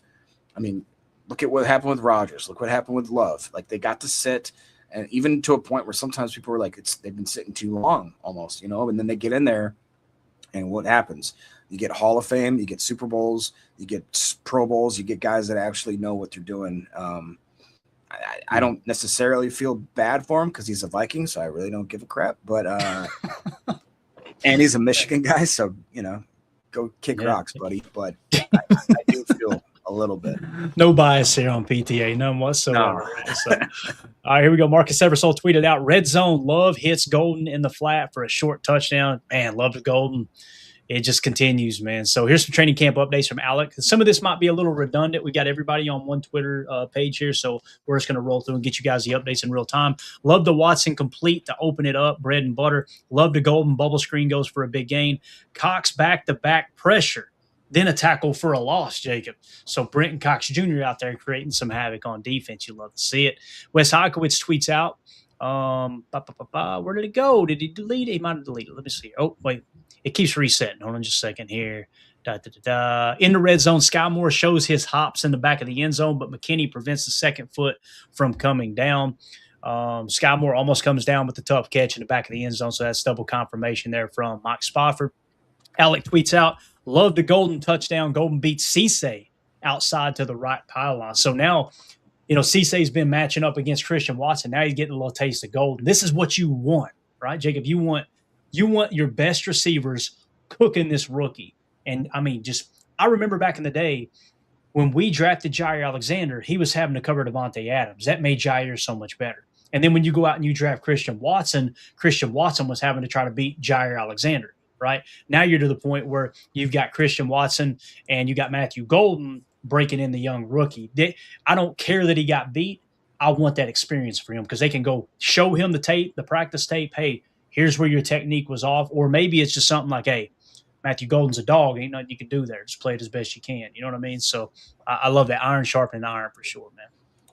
Yeah, that's a really great point. Is that I would love, man, if imagine how great our wide receivers were when they'd have to go against Charles freaking Woodson in practice. Yeah, right. You know what I mean? Like you talk And about Nick iron Collins. sharpens iron, and Nick Collins too. Yeah, that's crazy. Like it just, you really, literally couldn't get much better competition than that. So if you can even get one slant route, one go, one dig, whatever the case may be, and if you get it against like literal Hall of Famer caliber people, it's got to show you that you're doing the right things.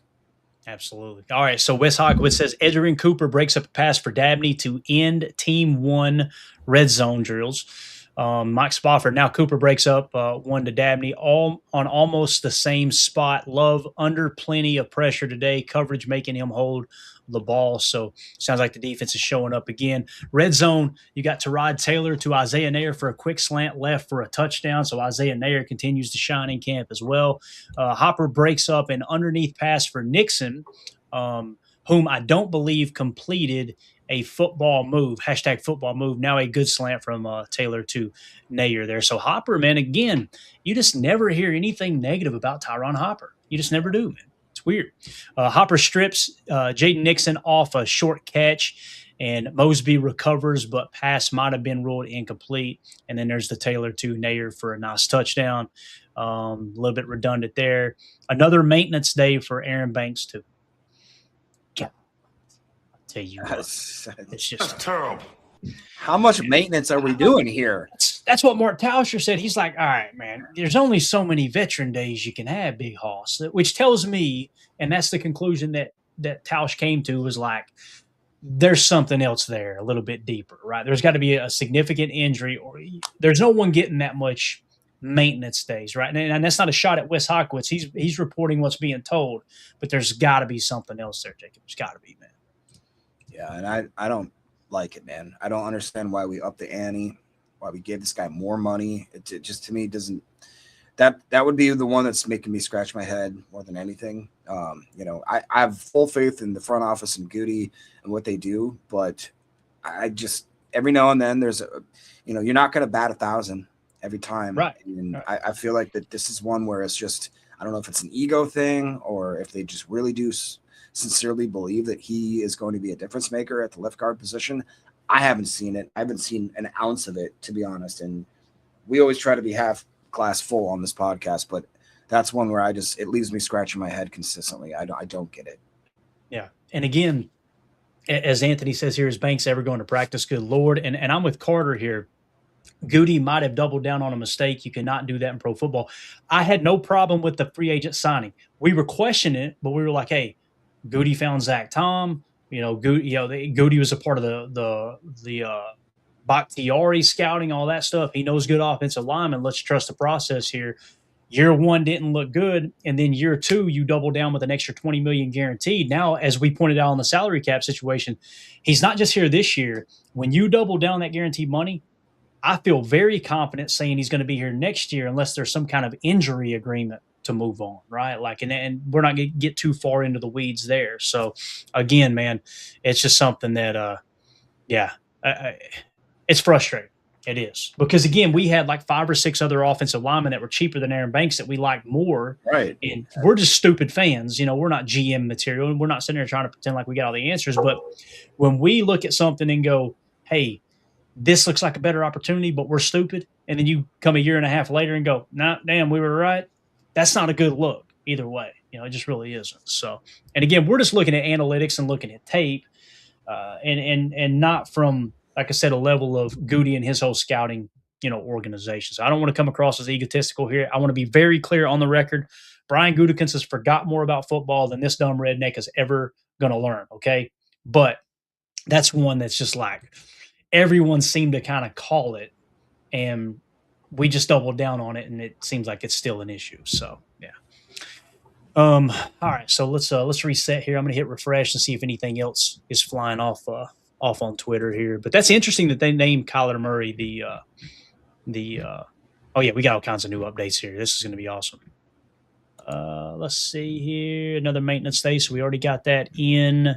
All right. So we got a Trey smack period. You ready for some Trey smack? Get some smack. I need some kind of drop here, Jacob. I need something to Make this special, man. Hit me with a drop here, something. It can be a video. It can be an audio. That'll work. That's perfect, actually. The pinky. It's the pinky every time, man. The pinky gets me. All right. Here we go. Let's get you the update. Get that off the screen, Jake. What the hell's wrong with you? Get it off the screen. I've seen enough of it. Gonna get me canceled out here. Rob Demoski tweeted out Trey Smack field goal period. We're learning this in real time.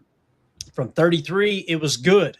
From 41, good off the right upright. That right upright, he's missing to the right.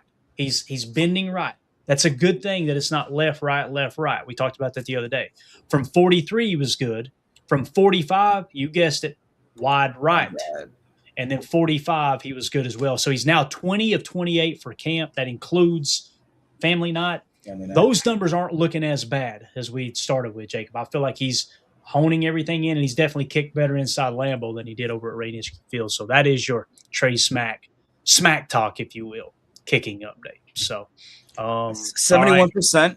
Not terrible, not great, but getting closer to that. I want to say Brendan McManus finished last year at like 83, I think. Y'all double check that. But again, man, and they're working on technique. You know, Matt LaFleur has caught a lot of hell because they're not signaling whether they're good or not.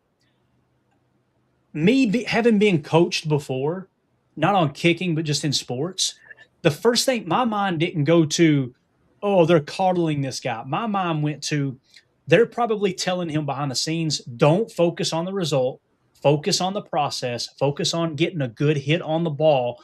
Let's get the mechanics down. And this is exactly, it goes hand in hand with what our boy Ryan Longwell talked about in the Woody and Tao show of he's got to change the way he kicks to kick in Lambeau, right? You got to approach it a little bit different way, which is common when kickers get to the league. People acted like it was, oh my God, this has never happened before. It happens to 99% of the kickers when they come from college and they get on a pro team. They're going to tweak things to get them prepared for where they're specifically kicking, and the game's just a little bit different. So with all that being said, it's early in the process. And listen, do I think he's going to go out there and be a top 5 kicker this year? I do not. That's why when they drafted him, the first thing I say is we've got to have responsible, realistic expectations for a rookie kicker. Period. Case closed. I do not expect a rookie kicker to come in and be a top 3 kicker in the league. I just don't. He needs to be top 10. If he's not top 10, in my opinion, it's a bad draft pick because you've seen something in him to go, he's the best kicker in the draft. And to defend Goody, he wasn't the only GM that thought that because it was reported there was 2 other teams that were getting ready to trade up for Trey Smack as well. Goody jumped him and took him. So, again, he may end up being a great kicker. He may be the worst in Green Bay Packer history. Time will tell. But I'm gonna kind of curb the criticism early for sure. Yeah. One thing to remember, too, is that when the lights are on, he was 6 or 7. Right. Actually, like when, you know what I mean? And I think that means something. That's 85%. So that's kind of where we're at.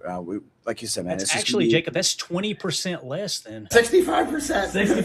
That's what 20% more. I apologize. Son of a biscuit. No, I just think that we got to give the guy his due. Also recognize that he is not going to be kicking outdoors for the majority of the season. He's going to be in a lot of climate controlled, no wind, dome scenarios, which, take that as you will. I don't personally like it because I wish the football should be played outdoors in the elements, but it's a different type of game nowadays. Even the Gary Indiana Bears are going to be playing in a dome. It sounds like so. It's a different type of NFL, and I have a lot of confidence in him still. And people don't realize he hasn't been kicking that long.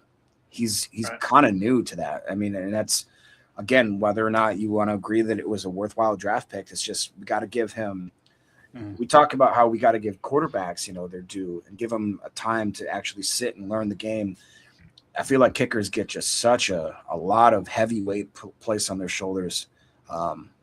It is what it is, man. We just got to let him kind of come to develop his craft. And I believe that I have a lot of hopes for him still. I mean, the guy, if you're booting 61 yarders, that would have been very good from 65. He's got the talent. Let's just try to hone it and hone that game and his technique a little bit. And we could have ourselves an all-time great. Yeah. do us a big favor, guys. We got 172 people watching in here, only 75 likes. That means we got over 100 Bears fans in here just hanging out, refusing to hit that like button. Yeah. If you don't like the Bears, if you think the Bears still suck, if you think the Packers are a way better franchise than the Chicago Bears, do me a big favor, hit that like button. If you don't hit like, then we just think, okay, you're a Bears fan, and that's okay. You're welcome here too, I guess. But yeah, love that picture, by the way. So I think we're all up to date. Is there anything else, any other topics you want to hit on real quick while we're waiting some more updates to come in? They're probably on a quick little break here, Jacob, as we're waiting on more practice details. Well, Steve says, wait, is Clayton Clay Matthews with a haircut? That could be it. I wish I had Clay Matthews' hair, man. My gosh, do I. Flowing locks. You kidding me? Fabio. Matt Vick comes in with a little serious thing. He goes, my uncle played in the NFL, and he decided to donate his brain for the CTE study. Praise him and RIP Ray Jarvis. Appreciate that, Ray. Yeah, rest in peace. That's pretty awesome there. Rob Biz has 100% CTE is a real brutal thing. I think Ayuk is another case on the rise. That's the first thing that went through my mind, Rob. That's exactly what I thought too. Yeah, it's these guys. And again, that's another kid when he came out of college, seemed very down to earth, like a really decent human being, and then something just switched. Like it's a brutal game, and yeah, I think that's probably what happened there. But it is. I'm not a doctor, you know that. Got a little bit of breaking news here. Not the greatest news. As Wes Hockwitz tweeted out, Aaron Mosby getting looked at by trainers after getting up slowly during punt periods. So Aaron Mosby getting up a little bit gingerly, sounds like might be a little banged up there. And again, when you look at the edge room, and listen, I don't mean to diminish him in any way. I don't think anybody's expecting Aaron Mosby to make the 53, but he could be a vital part of the organization, being a practice squad guy and playing special teams and being able to be called up throughout the year. When you look at the edge room right now, we broke camp with 5 last year. If we do the same this year, I have it as Lukas Van Ness 1, Barryn Sorrell 2, Brenton Cox Jr. 3, Denai Sutton 4, Colin Oliver 5, and obviously Micah Parsons will be added to that list when he comes off the PUP/IR. There's only 2 other guys really. Remove Micah Parsons. Outside of the 5 I've got making the roster week 1, Jacob, you got Aaron Mosby and Nigel Kelly. If this is significant with Aaron Mosby, we have no reason to think it is significant at this point. If it is, probably going to see another edge defender cycle through from off the streets there, because you'd be down to only 1 guy outside of the top 5 to look to make the roster. And Nigel Kelly's one that I do kind of pencil in to be a practice squad guy just for upside. However, I don't remember hearing his name called one time during camp. Do you? Nigel Kelly been quiet, ain't it? I was just going to say, I haven't heard a single thing about him, good or bad, which is a little bit interesting. Yeah, it kind of worries me just a tad bit, because, I mean, when you look at his measurables, I really like the kid. UCF, 6'5", 250. He's only 21.7 years of age. I mean, he's young. I would have liked to at least hear 1 or 2 highlights from him. I haven't heard a damn thing, not one. Right. And again, it's a full room too, right? With the obviously outside of Micah, there's a lot of guys they want to get reps for, I'm sure. They're trying to decide, is DDS better than Colin Oliver at this point, and vice versa. Sounds like Barryn Sorrell has kind of separated himself. So it looks to me like it's LVN and Barryn Sorrell. And that'll be your starting edge defenders. I really like that too. I think Barryn Sorrell is going to impress people this year. Some other news here. Wes Hockwitz says now long snapper Cal Adamitis, if that's how you say it, getting looked at now after special teams period. We might be bringing in another long snapper, because that's our backup long snapper that's having to practice right now because Matt Orzech's out. I did not have long snapper injuries on the field. I can do it. I can do this. You just got to give me a call. You do have some long snapping experience, don't you? I do. Yeah. Emilio's got some experience of guys getting underneath there and under center. He's more of the traditional center, I believe, if you know what I'm saying, Jacob. I think if I remember correctly, I could be wrong there. So he's listening right now. He's got experience of guys getting under there. getting under there and tucking the hands in and a hard count, the whole 9 yards. You know what I mean? The little type thing there. So yeah. Emilio is listening right now, mowing, going, Clayton, you ass. That's what's going on right now. So yeah, that's not great news, man. It's the long snapper spot. So no. I'm going to comb through real quick on the NFL news side real quick, see if we got any information dropping. Any news? Looks like the main headline is that Kyler Murray news, which, I kind of understand why they're announcing Kyler Murray as the starter now. That way the team can kind of get behind him. Hey, you put that to bed, because the longer you go into camp with the quarterback battle, half the locker room wants this guy, half the locker room wants that guy. Make the decision, get it out of the way. Everybody get on board so there's no questioning and looking over the shoulder. There'll still be some looking over the shoulder if Murray struggles and J.J. McCarthy looks good in practice. I just don't anticipate J.J. McCarthy looking good in practice. I don't think anybody really does as well. So, let's see. And the thing is, too, is that a lot of times you'll see these competitions, especially at the quarterback position, where they kind of have this like humbleness. There's kind of been no hidden agenda here that like JJ and apparently Kyler do not like each other, or at least JJ has kind of been very standoffish, very I don't know, kind of butthurt about the fact that he was relegated to being the backup, and we kind of all saw this coming, in my opinion. It's right now, if you were to try to draft JJ McCarthy in a fantasy draft, he's not even, you got to scroll so far down that you wouldn't even believe it. I mean, everybody kind of saw this happening. And Kyler, I believe, he's a little tiny guy. He loves his Xbox, but he does have a little bit more of a twitch than JJ does right now, especially in his career. So if JJ was smart, he'd probably shut his mouth. He'd sit around. He'd wait right there. The K9. He just probably would bide his time. If an injury does happen, then quietly come in and just prove it on the field. Don't sit out here and kind of be this type of guy right here where it's just all bravado. I don't think that's the way to win the locker room over, in my opinion, but who do I know? Do us a big favor, smash that like button. Appreciate y'all. We're about to crack 100 likes here on the stream. Appreciate y'all hanging out with us here for training camp coverage. Keep that up for me there, Jacob. I'm going to play a video real quick, a little audio, if you will. This was Ian Rappaport on the Pat McAfee show just a second ago, talking about the Kyler Murray news. I believe he was. So this is the video there. Now, with that being said, full disclosure, if you got kids in the room, it's a Pat McAfee show. There may be an F-bomb in here. Okay? I have no control over that at all, but let's see what Ian Rappaport had to say. Probably going to be an F-bomb. Yeah, here we go. Breaking news for you, Junior. Seniors reporting. Kyler has officially been named starting quarterback by Minnesota Vikings. Congratulations, Kyler. Got a good camp. Okay, now there's been some mixed reporting on how each quarterback had been doing in training camp. We hadn't seen a lot of videos. We'd only been able to see tweets from people that were spectators at Minnesota Vikings training camp.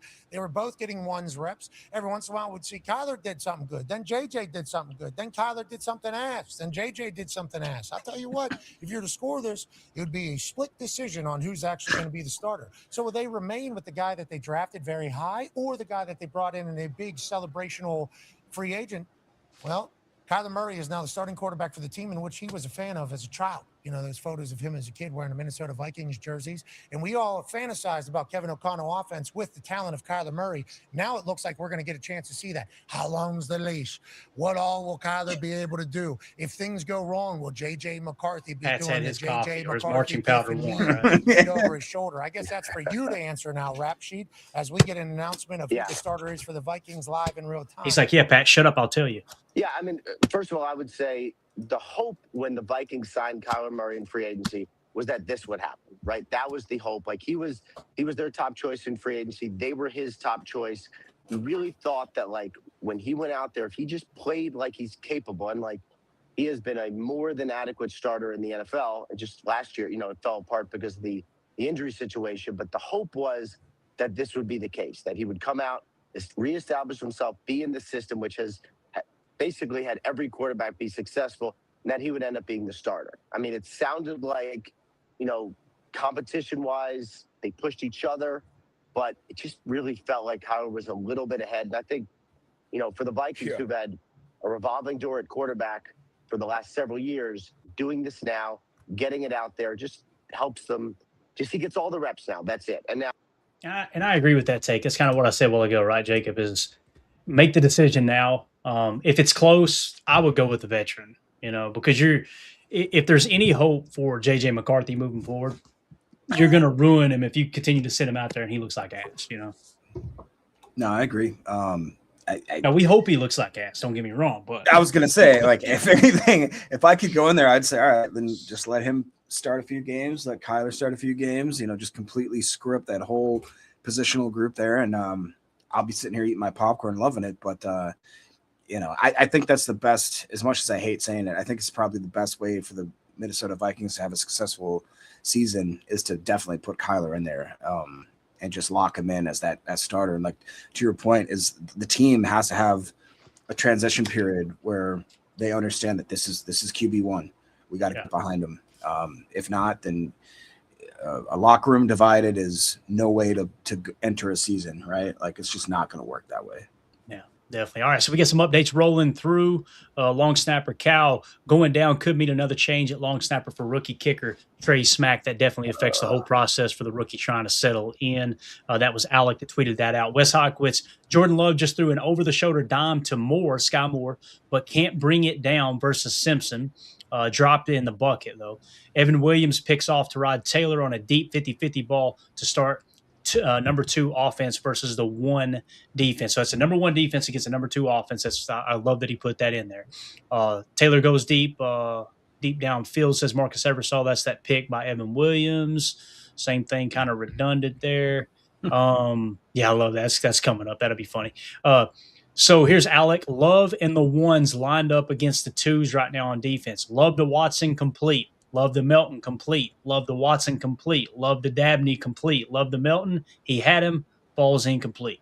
So 4 out of 5 there for Love on that, and just spreading the love around, no pun intended. Here we go. Great news here. We got some great breaking news. Let's go, man. We need a little bit of good news here in the house today. As Wes Hopkins says, Aaron Mosby is back in team drills. So a little scare there. Good for Mosby. There's the 50-50 ball again. Here we got Jacob Morley. Just quote tweeting Cowshy Sports look there, so nothing there. I just love that gif, by the way, of Aaron waiting in the green room like, I'm going to make everybody look like idiots when they pass up on me here, right? Jason Wilde chiming in here over at practice. The throw to Sky Moore that Wes Hockwitz is talking about was coming right at me at the trash/recycling bin I stand by, and it was gorgeous. Tough catch and good coverage by Jalen Simpson, but one hell of a throw by Jordan Love. And if you guys listen to the Wilde and Towles show regularly, you know he stands next to that recycling bin because evidently he gets a little bit of shade, I believe. So Wilde over there hiding from the sun. So we'll continue to get you guys updates there. So, yeah, if you want to hit the chat for a second, Jacob, I'm going to fire something out here real quick in just a second. I got to send a tweet out. Yeah, for sure. I like what Carter was saying is the Vikes were 9-8 with dog poopy quarterback play last year. I'll clean that up for you, Carter. It is interesting, man. And it's the NFC North is going to be, I think, one of the most hardcore divisions again, just because there's so much talent there between the Lions, between the Packers, obviously the Bears, even as much as we would like to poop on Caleb Williams there, it is what are we doing here? Mandy's going in with 250 joules, laughing. Stop spending my money, Mandy. Stop spending the money. Come on, Mandy. No, actually, that wasn't money, but go ahead. Didn't we figure out that it does equate to somewhat money, right? The joules, isn't it like 10 cents? No, it's just when you hop videos, you get joules, and then you can spend those joules. It almost works like a super chat. When you hop a video, it helps boost the algorithm. So if you guys want, go in there and hop the video. That's how you build up the joules. The super chats are the dono. Mandy, please do not do a super chat because my bank account is linked to that. Okay, I don't want to. It's essentially I'm going to be giving YouTube like 7% of the money that you spend. So yeah. Go ahead, though, Jacob. Sorry. I love it. Steve is postulating, I guess, saying McCarthy will be traded soon. McCarthy will not want to be there with all of this. He will ask to be traded. I would kind of bet that might be what happens. I mean, let's not forget that the Vikings, they had quarterbacks absolutely coming out of their ears. They had Daniel Jones. They had Sam Darnold. They had Kirk Cousins, and they decided that they were just going to send these guys off with kind of almost like I don't know how to, like, almost like they disrespected him a little bit. And all of a sudden they look back and these guys, one of them's winning the Super Bowl. One of them took the Colts like from obscurity to actually being a competitive team. Obviously Kirk is down now, I believe, in Vegas. So it is what it is. The Vikings just consistently shoot themselves in the foot. And I'm fine with that. That's good with me. But you look around and obviously we got to play the Lions, who are, who knows what's going to happen with them and whether or not they're going to come back to being a playoff caliber team. And then the Bears with our boy, the Nail Wonder here, who is clearly zesty. I don't know what to think about that either. It's anybody's game. I just feel like if the Packers come out and they put everything together that they need to, they line up the X's and the O's on paper, I just feel like that we are absolutely geared up to win this NFC North. I don't know. Let me know in the chat too. Like, where would you see a guy like McCarthy getting traded to? It's kind of hard to pencil in a team right now just because they've went through the draft. Everybody kind of knows where these guys have fallen to. Carter says, nah, the Vikes are going 0-4. I hope so, dude. I really, really do. I believe that's our first game, if I'm not mistaken, is playing the Vikings. So let's do it, man. I'm here for it. Let's see what else we got here in the chat. Yeah. All right. Mandy's coming in full bore, $5. Be honest. It's my money. Go. Let me tell you something, Jacob. I got the camera off because I'm frustrated right now. I'm 25 years into this program, and truer words have never been spoken. It is all her money. Every damn dime of it is hers. So just so everybody knows, I do not want to mislead anyone. And who runs the show around this household, and it's that lady right there in the chat. Right? Hey, can I throw in, Emilio wanted you to buy 2 of those sleeveless hoodies. Can I get one too, Mandy? Is that how it works? Or just have to... Sure, Jacob. Buy one for everybody in the chat. Yeah. Let's get one for Tim, too. I mean, we all, match, it'd be kind of cool. Just saying. Thank you, Mandy, for the super chat. It's like robbing Peter to pay Paul right there. So I'm going to put the camera back on. How about that? So that tweet that got fired out there from Kalshi Sports just a second ago was, what was the smartest draft pick in NFL history? Jacob Morley's pick was Aaron Rodgers. All right. Here, if I can find it now, let me just do this real quick. My pick, I went ahead and chimed in, gave my 2 cents, not that anybody cares, is this guy right here, Bart Starr in the 17th round, bro. 17th round. Yes. Now, keep in mind, there were less teams back then, so I think they said it would equate out to, I can't remember what it was. It might have been 7th or later, but still the 17th round, you get a guy that – how many championships did Bart win? What was it, 5? How many did Lombardi win? You guys help me. I should know this right offhand. How many championships did Lombardi win in Green Bay? There's so many, it's hard. It's easy to lose count, right? Vince Lombardi championships. So Vince Lombardi won 5. So Bart Starr has 5 NFL championships, 2 Super Bowls, and 5 total championships, right? Crazy in the 17th round, dude. Yeah. I mean, you guys know how much I love my underdog. So like a 7th round pick, imagine add 10 more rounds to that. I like my 17th rounder. He's a gritty guy. He's going to really, really make the play here. Yeah. I love that. Absolutely. All right. Who's your all's favorite? Who do y'all think is the best draft pick ever made? Fire it in the chat, man. If y'all would do me a big favor, hit that like button as well. We'll get back to the camp notes now. I apologize for detouring us there just a touch, but just want to get you guys involved in that conversation. I think that's awesome that my man was a 17th round pick. It's just absolutely wild.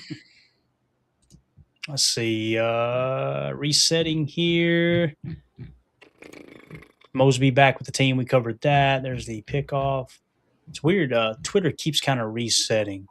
Here we go. Alec in the Packers news feed for us here on X. One name really showing out these last few days, Jalen Simpson. He's playing with a different kind of swagger right now. Excited to see how he plays in the preseason.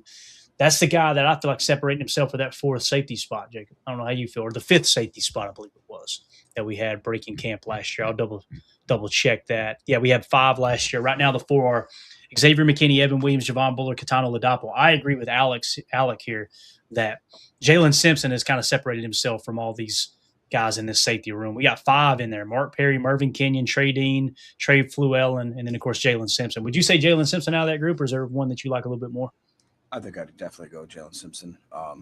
And it feels like that some of the locker room guys too have started like bringing up his name. If you watch some of their interviews and that kind of stuff, like, you know how they always got like nicknames for everybody. Usually it's just like a hyphenated of their name. I can't remember exactly who it was, but it was one of the DB guys talking about, he named like Evan and X, obviously, and these kinds of guys. Then he goes and Simp, and I was like, who's Simp? And then I thought, oh, it's Jalen Simpson.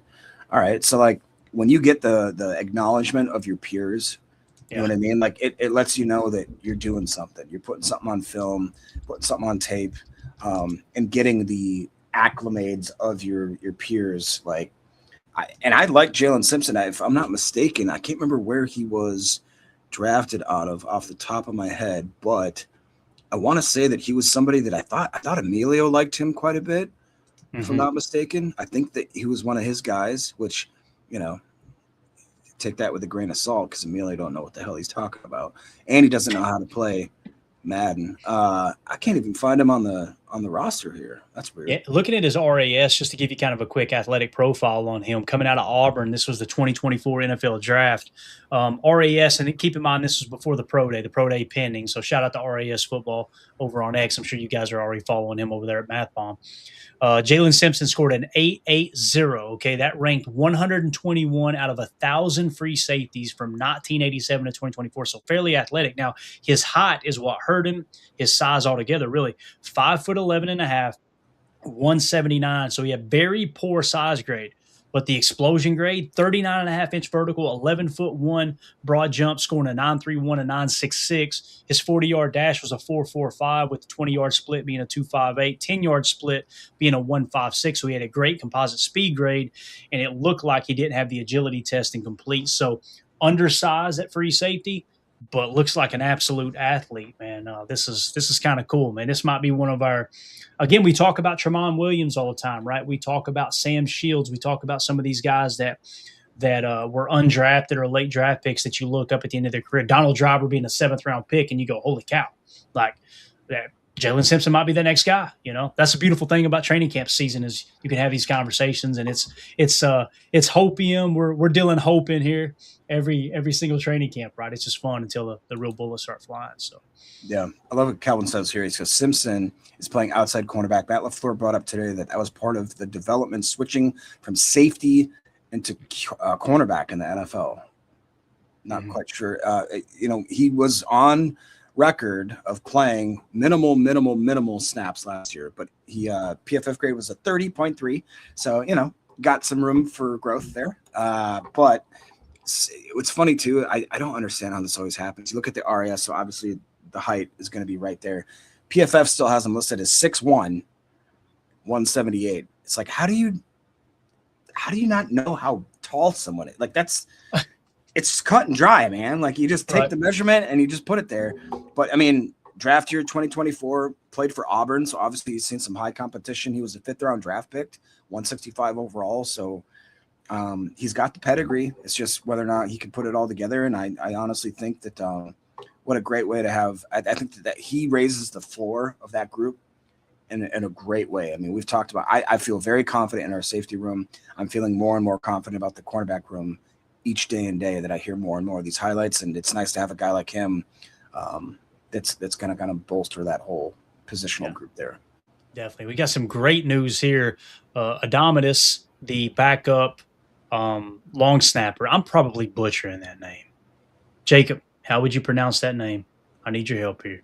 Adomitis. How would you pronounce it? Adamitis? It has to be, right? It has to That's be. what I said too.